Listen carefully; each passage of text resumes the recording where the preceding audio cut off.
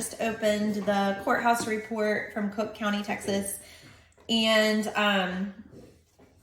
I'm not understanding why I'm seeing something on here. I'm in the real estate foreclosure section, and there are 4 homes on this list, and 3 of them don't make any sense to me at all. They have a significant amount of equity. It's not funny, but the fact that I can't speak at 6:30 in the morning was kind of funny. And by significant anyway, like between 90,000 and 187,000, just between these 3 homes. I wish they had called a real estate professional when they found that they were struggling and not going to catch up, because they potentially could have sold their homes and walked away with their own equity. But now what's going to happen is these homes are going to go to foreclosure. The bank is going to take every penny of equity.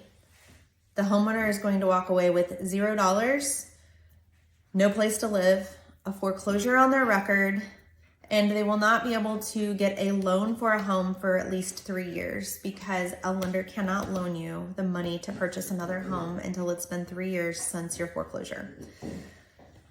Had they called a real estate professional when they found they were in trouble, they would have walked away with a lot of that equity. Like the one that has 187-ish thousand in equity probably would have netted at least 150 of that at closing, after they paid closing costs and paid their bank back any fees that they owed.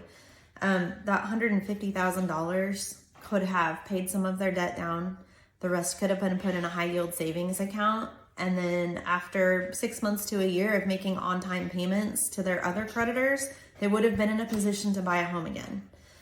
They wouldn't have had to wait that 3 years. A foreclosure wouldn't be haunting their credit report for 7 years. They would have the equity to start over with a down payment on their next house. And I know that that's a scary call to make. Sometimes it's pride. You're too proud to make the call. You don't want to be judged. I know that from personal experience. I had to sell a home that I loved in 2004 because if I didn't sell it, I was going to lose it to foreclosure. I didn't have my real estate license back then, but I will tell you that was the scariest phone call I've ever made and the best phone call I've ever made. I bit off more than I could chew when I built my second home. I made a few mistakes. That was the first one. The biggest one was probably using the builder's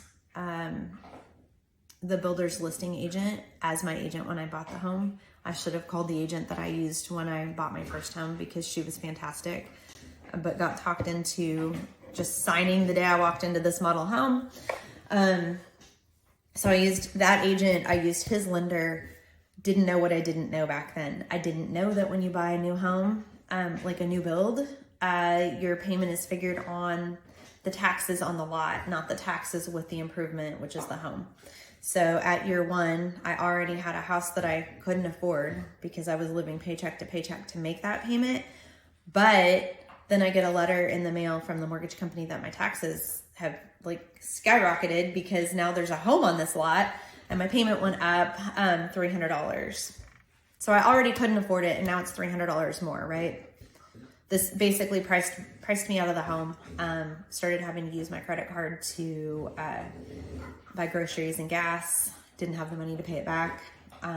So, you know, my payment was getting higher and higher on that every month. And it got to the point that it was almost maxed out by the time all was said and done. So I reached out, called my agent, said, hey, I'm in real trouble. I think I'm going to lose this house if I don't sell it. Can you help me? So she came out. She was fantastic. She didn't judge me.